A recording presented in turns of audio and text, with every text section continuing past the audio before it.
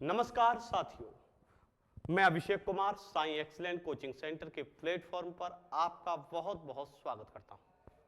दोस्तों, इस समय साई एक्सीलेंट कोचिंग सेंटर के यूट्यूब चैनल पर आप भारत के भूगोल की क्लासेस पढ़ रहे हैं, जहां पर मैं आपको बहुत ही बेसिक तरीके से भारत के भूगोल के बारे में समझा रहा हूं और उम्मीद करता हूं कि ये सब चीजें आप बहुत अच्छे से समझ रहे होंगे।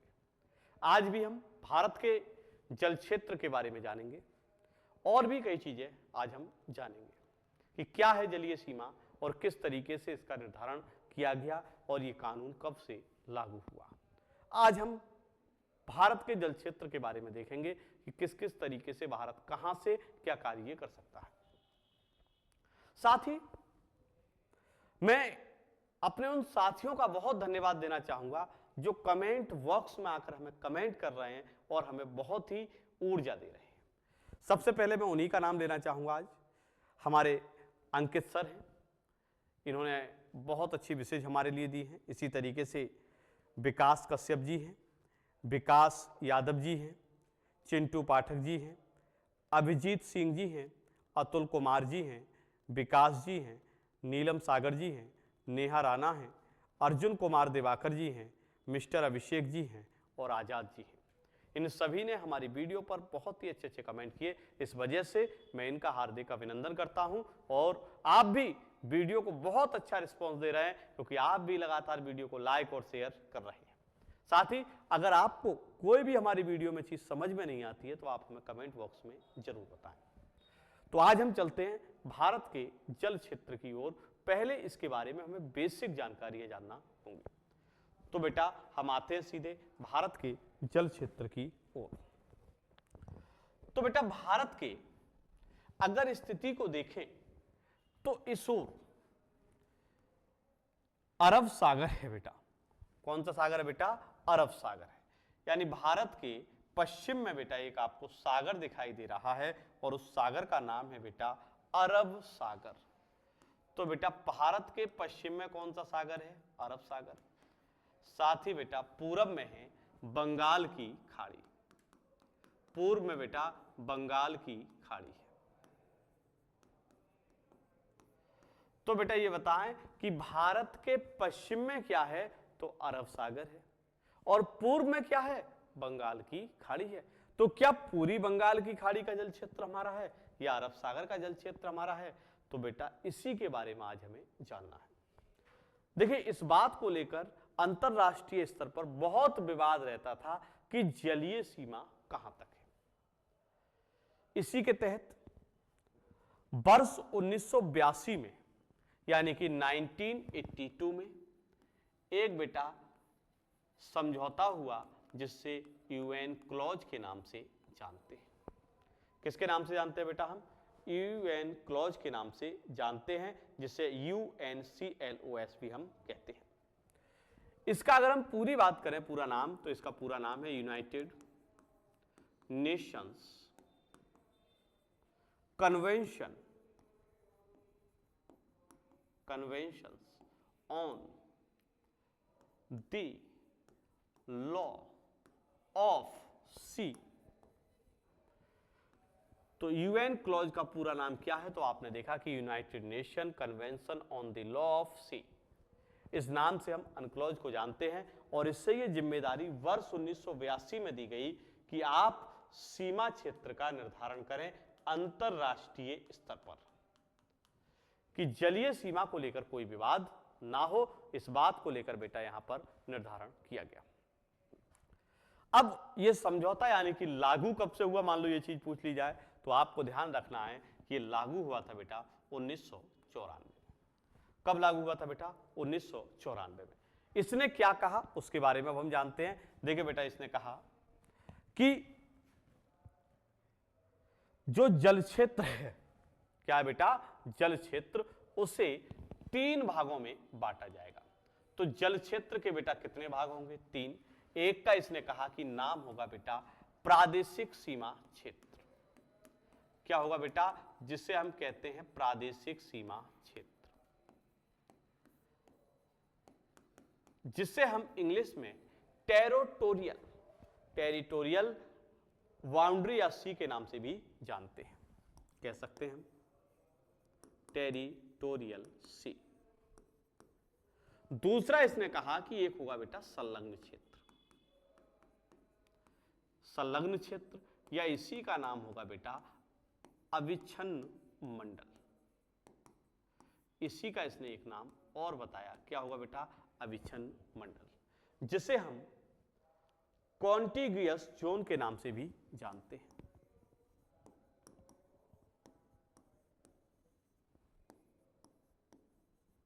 जिसे हम कॉन्टिग्यूअस जोन के नाम से भी जानते हैं। और तीसरा जो क्षेत्र है बेटा उसका नाम है अनन्य आर्थिक क्षेत्र। अनन्य आर्थिक क्षेत्र। तीसरा जो क्षेत्र है बेटा इसका नाम क्या है बेटा? अनन्य आर्थिक क्षेत्र, कह सकते हैं exclusive economic zone. Exclusive economic zone.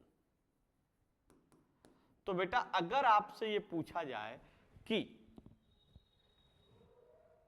जल सीमा को यूएन क्लॉज के अनुसार, यानी कि United Nation convention on the law of sea के अनुसार कितने जल क्षेत्र बांटे गए हैं, तो बेटा 3 क्षेत्र हैं। एक का नाम है प्रादेशिक सीमा, एक का नाम है संलग्न और एक का नाम है बेटा अनन्य आर्थिक क्षेत्र।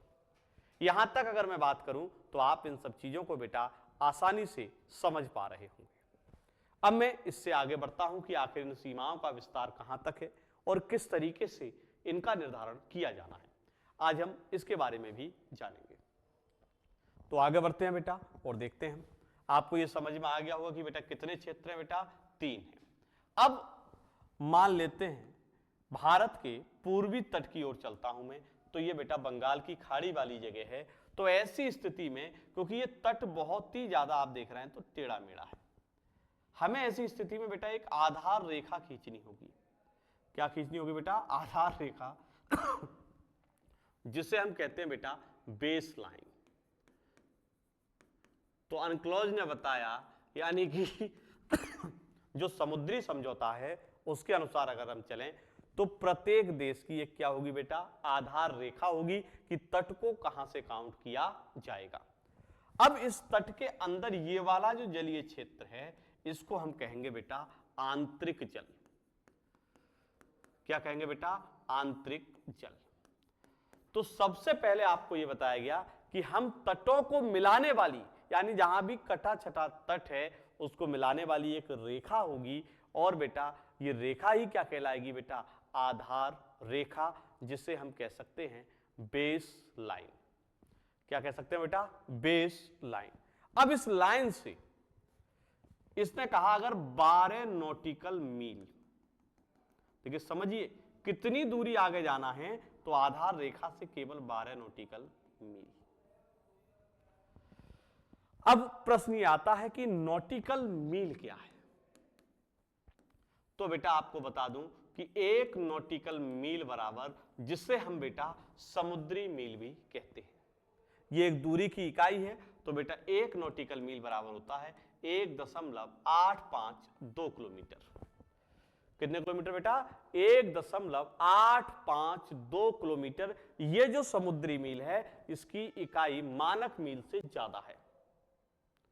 तो ध्यान रखना है कि 1 नॉटिकल मील बराबर कितना होता है? तो 1.852 किलोमीटर। तो कह रहा है कि 12 नॉटिकल मील अगर आपको किलोमीटर में निकालना है तो 12 की गुणा किससे कर देंगे? 1.852 की, जो लगभग 22 किलोमीटर आता है। तो कह सकते हैं कि भारत का जो प्रादेशिक सीमा क्षेत्र है, कौन सा क्षेत्र बेटा?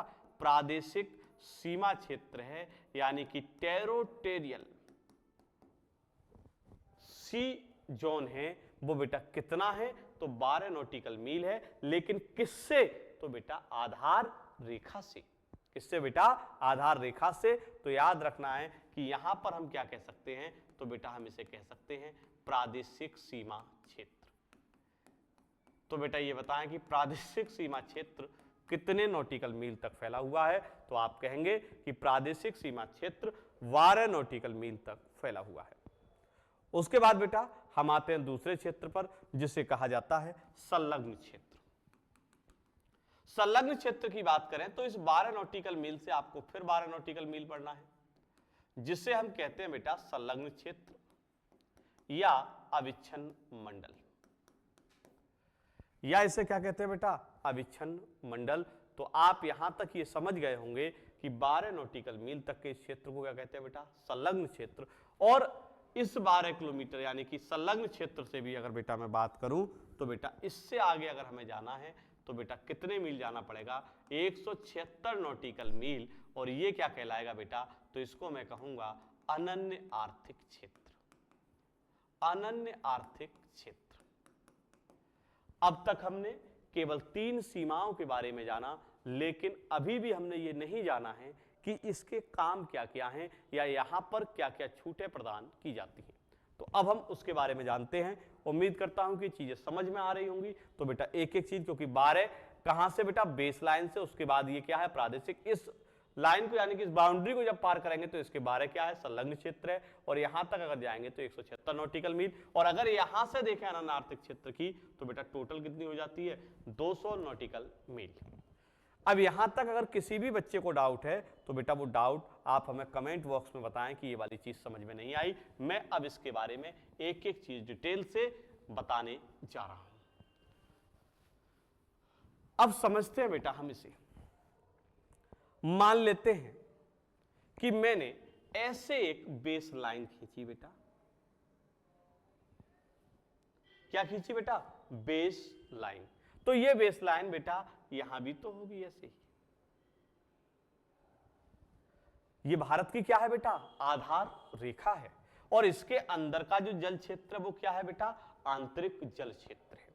अब मैंने इससे कहा आपसे कि आपको कितनी दूर जाना है, तो बेटा आपको बहुत दूर नहीं जाना है। इस लाइन से कितनी दूर जाना है, तो बेटा 12 नॉटिकल मील जाना है, यानी 12 NM की दूरी पर जाना है। और इसको हमने क्या कहा, इसको हमने कहा प्रादेशिक सीमा क्षेत्र। अब इस क्षेत्र में हम कर क्या सकते हैं, तो बेटा इस क्षेत्र में हम संपूर्ण संसाधनों का दोहन कर सकते हैं। तो बेटा 12 नॉटिकल माइल तक का जो क्षेत्र आधार रेखा से, उस क्षेत्र में हम संपूर्ण संसाधनों का दोहन कर सकते हैं। यानी कि जो कानून हमारे इस मुख्य भूमि पर लागू होते हैं वही कानून हम बेटा यहां पर भी लागू कर सकते हैं। तो उम्मीद करता हूं कि प्रादेशिक सीमा क्षेत्र समझ गए होंगे। तो इसी तरीके से बेटा यहां वाली ये वाली भी लाइन कौन सी हो जाएगी, तो बेटा प्रादेशिक सीमा क्षेत्र, जिसे मैंने क्या कहा था बेटा, टेरोटोरियल, टेरोटोरियल सी। यानी कि 12 नॉटिकल मील बेस लाइन से जाना है। तो इस वाली लाइन का नाम मैंने क्या बताया था बेटा, बेस लाइन। क्या बताया था बेटा, बेस लाइन। और ये वाली आपने देखा ये प्रादेशिक सीमा क्षेत्र की लाइन है, जिसे हम कह सकते हैं TS। अब बेटा हम इससे और आगे आते हैं और जानते हैं बेटा कुछ चीजों के बारे में। अब मैं इस लाइन से, देखिए समझिए, अब मैं प्रादेशिक सीमा क्षेत्र वाली लाइन से 12 नॉटिकल मील और आ गया हूं। कितने नॉटिकल मील बेटा, 12 नॉटिकल मील। तो इससे मैं क्या कहूंगा, तो आप कहेंगे कि इससे हमें कहना है संलग्न क्षेत्र।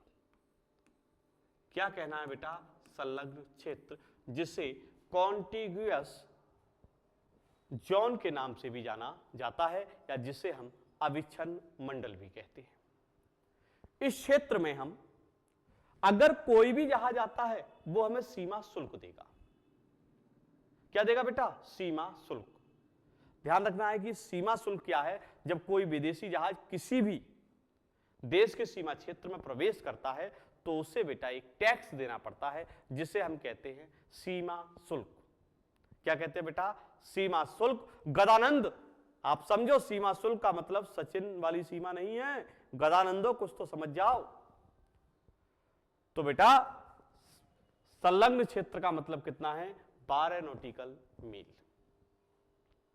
अब इस क्षेत्र में मैंने कहा आप सीमा शुल्क ले सकते हैं, राजकोषीय आपके अधिकार हैं यहां पर। साथ ही आप इस क्षेत्र में यानी कि 12 नॉटिकल माइल जो प्रादेशिक सीमा से आगे का क्षेत्र है, वहां पर हम बेटा राजकोषीय सीमा शुल्क के अलावा पर्यावरणीय स्वच्छता कानून का भी हमारा अधिकार है कि समुद्र को कैसे स्वच्छ रखा जाए, क्योंकि ये बिल्कुल अगर आप देखें तो 12 और यहां से आधार रेखा से देखें तो कुल कितनी दूरी है, 24 नॉटिकल माइल, क्योंकि 12 ये वाली भी तो है, तो 12 और 12 24, 12 तक का ये क्षेत्र प्रादेशिक सीमा का क्षेत्र है, ये वाला और ये वाला बेटा क्षेत्र कैसा है, संलग्न क्षेत्र है। तो मैं यहां पर इस तरीके से एक लाइन खींच दे रहा हूं जिससे आपको दिक्कत ना हो। तो ये वाली लाइन हमारी क्या दर्शा रही है, तो कॉन्टिगियस जोन को दर्शा रही है, यानी कि संलग्न क्षेत्र को दर्शा रही है।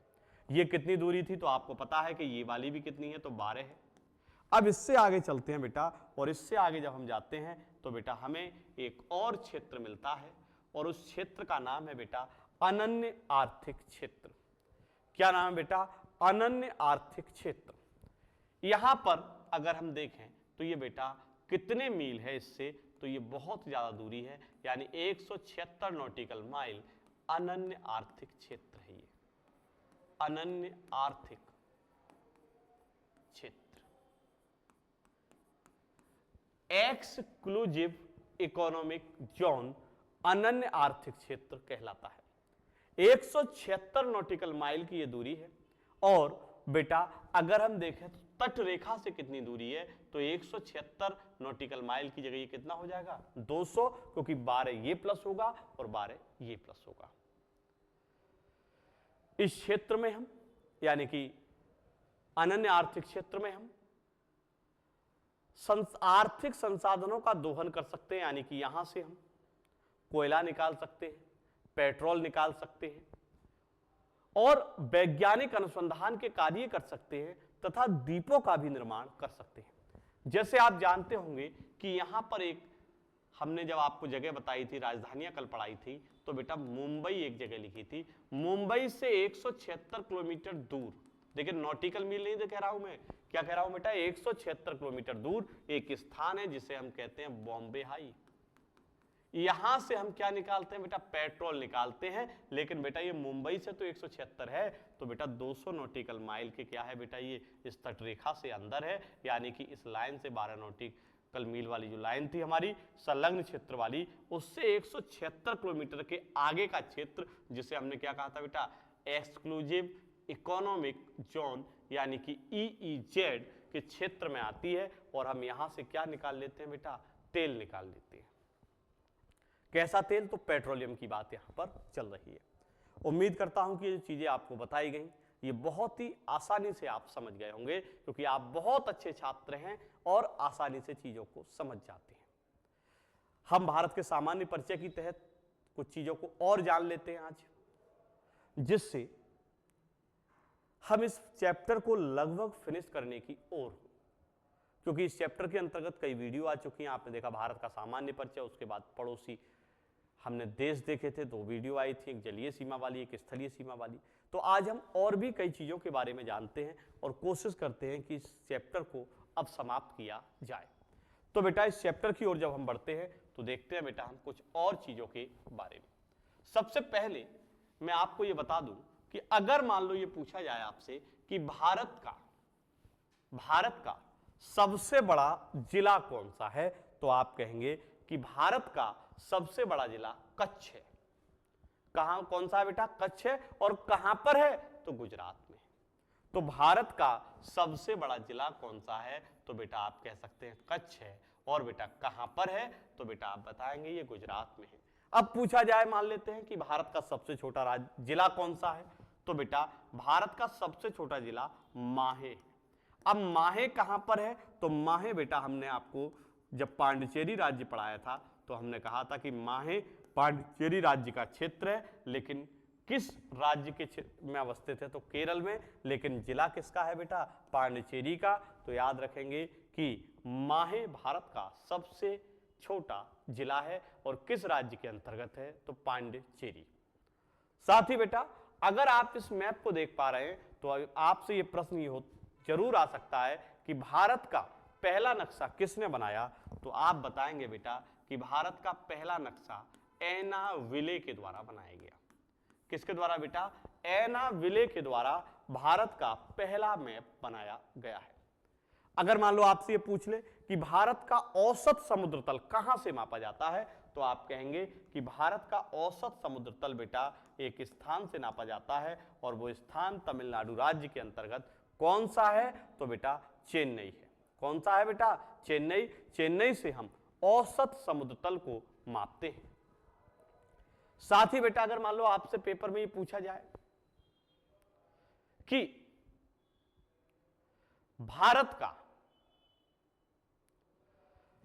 नक्शा, अच्छा ये हो चुका है, एनाबिले ने बनाया, कच्छ है, माहे है, चेन्नई। अच्छा तो अगर आपसे ये पूछा जाए कि भारत का सबसे ठंडा स्थान कौन सा है, तो बेटा द्रास है। कौन सा बेटा? द्रास है। कहां पर है? तो बेटा लद्दाख में। कैसा स्थान बेटा? ठंडा। अगर आपसे यह पूछा जाए कि भारत का ऐसा कौन सा स्थान है जहां सबसे ज्यादा वर्षा होती है, तो मौसिन राम है, और किस जगह पर है, तो मेघालय में है। उम्मीद करता हूं कि आपको ये हमारी वीडियो जरूर पसंद आई होगी। अगर वीडियो पसंद आई है तो बेटा चैनल को सब्सक्राइब जरूर करें अगर आप चैनल पर नए हैं, और बेटा वीडियो को लाइक और शेयर जरूर करें। अब आपसे हमारी मुलाकात कल होगी पुनः 5:30 बजे। हम आपको वर्किंग डे वाले दिन ज्योग्राफी की क्लास लेकर आते हैं। इस समय हम आपको पढ़ा रहे हैं बेटा भारत का भूगोल, और ये वीडियो आपको बहुत ही पसंद आ रही होगी। अगर पसंद आ रही है तो बेटा शेयर करते रहें, और अपने दोस्तों को भी ये जानकारी जरूर साझा करें कि इस समय ज्योग्राफी की क्लास चल रही है और बहुत ही अच्छे तरीके से समझाया जा रहा है। फिर भी अगर आपका कोई सवाल है तो आप उसे कमेंट बॉक्स में बता सकते हैं कि हमारी ये चीज समझ में नहीं आई, उसका निदान आपका अगले दिन कर दिया जाएगा कि आखिर आपके डाउट कहां थे। तो आज के लिए बस इस क्लास में इतना ही। अब आपसे मुलाकात होगी बेटे साथियों बहुत जल्द, यानी कल 5:30 बजे।